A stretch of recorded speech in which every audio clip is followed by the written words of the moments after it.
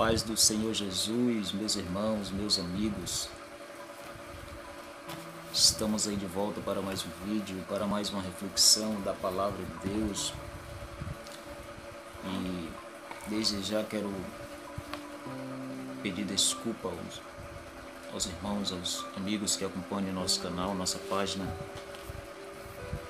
por estar uns dias ausentes, sem postar vídeos, reflexões. É devido às muitas atividades que a gente vem exercendo. Como vocês podem perceber também, tem algo diferente no ar, é o óculos, né? Agora temos que usar o óculos para poder aperfeiçoar melhor a visão.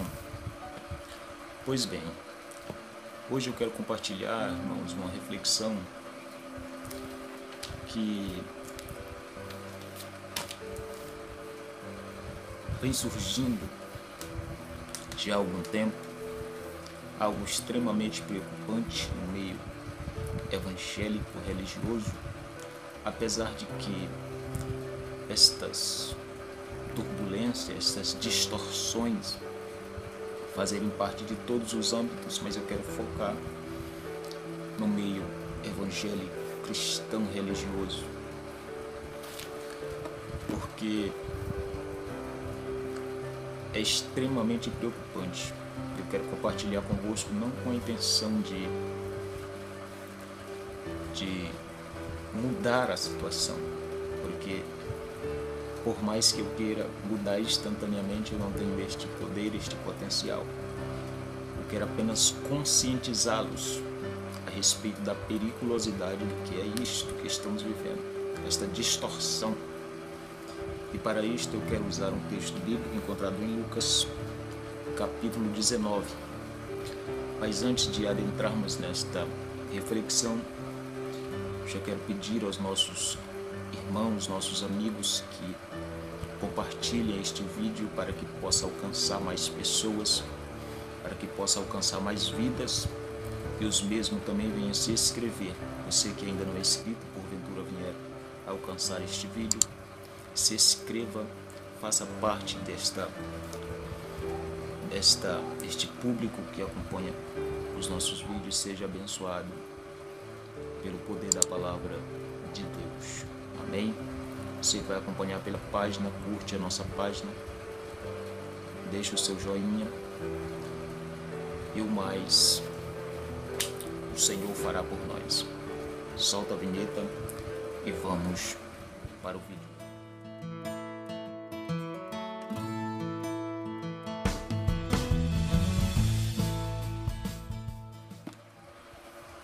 Pois bem, meus irmãos, Lucas capítulo 19, versículo de número 9. Disse Jesus: hoje veio salvação a esta casa, pois este também é filho de Abraão. Versículo 10. Porque o Filho do Homem veio buscar e salvar o que se havia perdido. Às vezes você pode estar se perguntando, mas o que isso tem a ver com distorções? O que mesmo você quer falar utilizando esse texto que na maioria das vezes nós utilizamos para evangelizar em uma cruzada, em cultos públicos, anunciarmos a salvação? Se nós nos ater apenas desses dois versículos, nós não teremos esta percepção. É necessário termos, no mínimo, um razoável conhecimento do contexto, né? Haja vista que estas palavras são provenientes de um posicionamento de um homem que a Bíblia chama-o de Zaqueu, né? Zaqueu, ele toma uma atitude, um posicionamento. Partindo deste posicionamento de Zaqueu, Jesus lhe transmite esta palavra. Hoje veio salvação a esta casa, porque este também é filho de Zaqueu. Mas para que possamos entender melhor esta junção, esse trocadilho, é necessário, no mínimo, uma pincelada pelo contexto. A Bíblia nos diz que Zaqueu era um homem rico, A Bíblia diz especificamente que Zaqueu era um homem rico. Não bastasse Zaqueu ser um homem rico, a Bíblia nos diz que ele era chefe dos publicanos, ele era chefe dos cobradores de imposto. E em função de Zaqueu ser chefe dos cobradores de imposto, e na sua época a exploração de impostos ela ser muito alta, Zaqueu despertou nos seus próprios compatriotas um ódio, uma animosidade com relação à sua própria pessoa. Porque Roma, diz os historiadores, que Roma não tinha muita confiança nos seus próprios súditos em estabelecê-los como cobradores de imposto, né? Quando eles conquistavam a nação, um reino, eles escolhiam, eles classificavam daquele próprio povo pessoas capacitadas para cobrar os seus impostos. E Zaqueu foi privilegiado em ser escolhido pelo império que predominava na época, Roma, para ser um cobrador de imposto. E tendo Zaqueu adquirido este posto, em vez dos seus compatriotas ficarem felizes, muito pelo contrário, eles odiaram Zaqueu, né? Odiaram Zaqueu porque tinham como alguém que era próprio traidor do seu povo. O certo é que a Bíblia nos diz que Jesus começa o seu ministério, e aqui eu já quero destacar que Jesus ele sempre teve orientação divina. Quando ele é batizado no Rio Jordão, que ele sai do Rio Jordão, ele diz que o Espírito desce sobre ele, e a partir de então a sua vida é direcionada pelo Espírito. O Espírito conduz ao deserto para ser tentado. Após 40 dias, diz Lucas, que Jesus sai do deserto na virtude do Espírito Santo e passa a operar milagres e exercer o seu ministério. Isso equivale a dizer que Jesus era direcionado única e exclusivamente pelo Espírito Santo de Deus. E a Bíblia nos diz que naquele dia o Espírito direciona Jesus até Jericó. E Zaqueu, ouvindo que Jesus ia passar por Jericó, e há muito a fama de Jesus já está circulando, Zaqueu entende que aquele era o momento, que aquela era a oportunidade para ele saciar a curiosidade que surgiu dentro do seu coração e conhecer aquele que estava tão famoso, né? Aquele que estava tão aclamado naquela circunvizinhança. E a Bíblia nos diz que Zaqueu se propõe aí, mas ele enfrenta uma primeira dificuldade. Zaqueu era de pequena estatura e a multidão à volta de Jesus era muita gente. Muita gente. E a Bíblia nos diz que Zaqueu não conseguiu vê-lo em função da multidão. Então Zaqueu tem uma ideia, né? Uma ideia meio ambulante. Ele corre à frente, ele supõe que Jesus passaria por aquele lugar e ele sobe em uma figueira. Quando ele sobe na figueira, a Bíblia nos diz que Jesus chega de baixo. E quando Jesus chega de baixo, em vez de Zaqueu identificar quem era Jesus, a Bíblia nos diz que Jesus alto olha para cima e diz: Zaqueu, desce depressa, porque hoje me convém pousar em tua casa. Aqui eu quero dizer para os irmãos que Zaqueu teria mais uma dificuldade, que às vezes passa imperceptivelmente, né? É uma dificuldade que às vezes a gente não percebe, mas Zaqueu enfrentaria. A Bíblia nos diz que Judas, quando foi trair Jesus, e ele vende Jesus pelas moedas de prata, e ele tem que dar uma característica para que os soldados possam prender Jesus, né? Ele tinha que dar algo. Quem é? Porque a Bíblia nos diz que Jesus não se diferia em nada dos demais discípulos. Todos eram simples. O Isaías já diz que ele era um medidor, experimentado no serviço, e não víamos nenhuma beleza para que o desejassem. Então Jesus não se diferia. Jesus não vestia vestes especiais, não calçava sandálias do couro do Egito. Jesus não usava túnicas, né, importadas. Jesus se parecia com todos eles. E a Bíblia nos diz que a única característica que Judas dá aos soldados para identificar ele é aquele na qual ele diz: aquele que eu beijar, né? Aquele que eu beijar. Então a única característica que Judas identificou para os soldados era aquele que ele beijaria. Imaginamos, se Judas tivesse beijado Pedro, os soldados teriam prendido Pedro. Se Judas tivesse beijado Tiago, os soldados teriam prendido Tiago, né? Porque nenhum deles se diferia em características físicas. Mas Judas beijou Cristo. Isso equivale a dizer que esta era uma dificuldade a mais para Zaqueu. Se a priori Cristo não se identifica e manda Zaqueu descer, Zaqueu não saberia quem era Cristo, né? Ele não saberia quem era, porque os 12 estavam passando ali com Jesus 13, então ele não saberia identificar no meio daquele quem era. Mas a Bíblia nos diz que aquele que teria esta dificuldade, que mesmo ele não pensou, antes desta dificuldade surgir, Cristo se prontifica e diz: Zaqueu desce. Aqui entendemos uma verdade, que Jesus já estava com a agenda estabelecida, né? Porque a Bíblia nos diz que Jesus disse: Zaqueu desce porque hoje me convém. A palavra convém quer dizer pré-estabelecido, aquilo que já está determinado, aquilo que já está estabelecido. Então Jesus já tinha uma agenda do Espírito. Hoje você vai entrar em Jericó, vai ter alguém desejoso em encontrá-lo, você vai encontrar ele em cima de uma árvore. Pela fé nós podemos entender esta verdade. O certo é que Jesus, a Bíblia nos diz que quando Jesus vai para a casa de Zaqueu,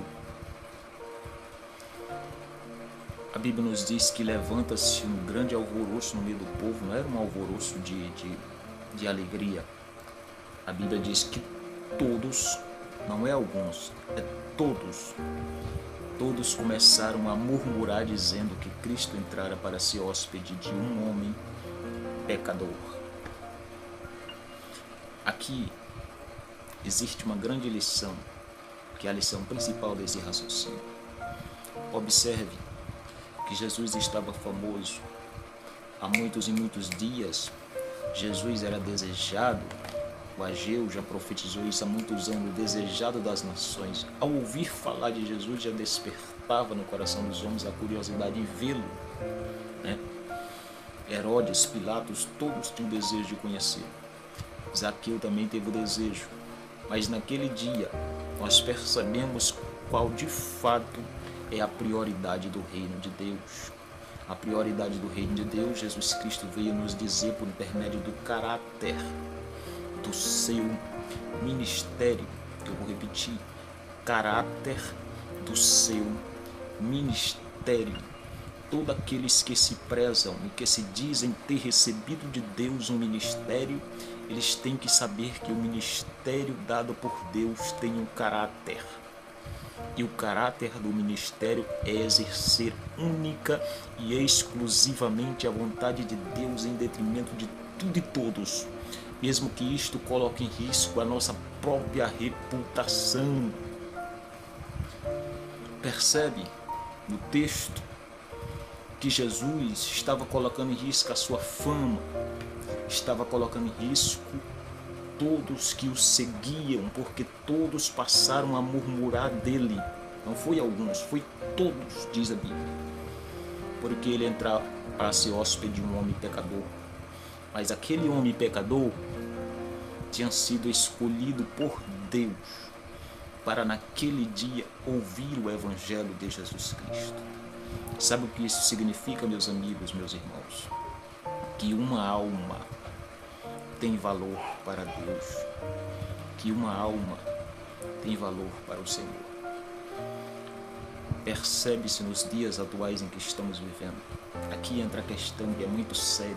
Isso é muito sério, meus irmãos. Isso tem afetado, isso é de praxe, é comum nos nossos dias. Porém, eu posso lhes afirmar que os que assim procedem perderam completamente a visão do reino de Deus. Porque o reino de Deus, caráter, é acima de reputação. Hoje, inverter os valores. Reputação está acima de caráter. As pessoas, elas prezam pelo seu caráter, mesmo que em detrimento, ou seja, preza pela sua reputação, mesmo que em detrimento do próprio caráter. Porque a reputação é a aprovação que a multidão dá a você. E o caráter é a aprovação que Deus tem de você. Muitas pessoas estão deixando de lado a prioridade do reino de Deus, que é conduzir um rebanho puro com a vida santificada no altar de Deus, né? Não levam mais em conta as pessoas que precisam de uma correção, que precisam ser tratadas. Elas preferem suportar, aturar, sem distinguir as atividades e os convívios, tudo isso para não perder a popularidade, porque sabe que é da popularidade que surge os lucros. Você entende agora porque Paulo diz que o dinheiro é a raiz de todos os males? Você entende agora porque Paulo diz que nos últimos dias os homens teriam aparência de piedade, mas negariam a eficácia dela? Você entende agora porque Paulo diz para Timóteo: meu filho, tendo com que se alimentar, com que vestir, estejais com isto satisfeito. Precisamos rever o nosso conceito de evangelho. Se você conhecer algum líder que tenha agido assim, não o critique, mas ore pela vida dele, porque ele está ao contrário do caráter do reino dos céus. Então, meus irmãos, eu encerro dizendo que Zaqueu disse para Cristo, quando Zaqueu entendeu o privilégio, quando Zaqueu entendeu que o caráter do reino prefere deixar de lado uma multidão ovacionando por causa de um que tem um coração sincero e deseja encontrar. Quando Zaqueu entendeu esta verdade, amigos, eis que Zaqueu disse: Senhor, eu dou metade de meus bens aos pobres, e se em alguma coisa defraudei alguém, o restituo quadruplicado. Foi partindo deste posicionamento que Jesus disse: checkmate, a salvação hoje chegou aqui. Esse é filho de Abraão, porque o Filho do Homem veio buscar e salvar o que já havia perdido. Não foi por causa que Zaqueu disse que ia dar metade dos seus bens aos pobres, mas a Bíblia diz que Zaqueu disse: se em alguma coisa tenho defraudado alguém. Eu imagino Jesus pegando aquela palavra e fazendo Zaqueu entender: Zaqueu, até hoje tu não adorou o único Deus verdadeiro. Até hoje tu não deu a Deus a glória devida. Até hoje você pode ter defraudado muitas pessoas, mas o principal que você defraudou foi a Deus. Porque antes já tinha dito para aqueles seus opositores: dai a Deus o que é de Deus, dai a César o que é de César. Como cidadãos, temos que cumprir com nossos deveres sociais. Mas como servos e militantes do reino de Cristo, temos que dar a Deus os nossos compromissos como súditos do reino. E a Bíblia nos diz que a partir de então, Zaqueu entendeu a importância de servir a Deus. Amém? Então, o primeiro sentimento que surge do coração de fato de quem se arrepende é o sentimento de restituição. Restituição. Porque o homem defrauda a Deus, porque o homem não foi feito para adorar guia, o homem não foi feito para adorar santos, o homem não foi feito para adorar pedra, gesso, madeira. O homem foi feito para adorar única e exclusivamente a Deus. E quando o homem tem esse encontro com Cristo, a partir de então, toda a restituição da sua alma se direciona a Deus. Amém? Que Deus em Cristo nos abençoe, nos guarde no seu amor e que a presença doce do Espírito todos os dias abrace a nossa alma.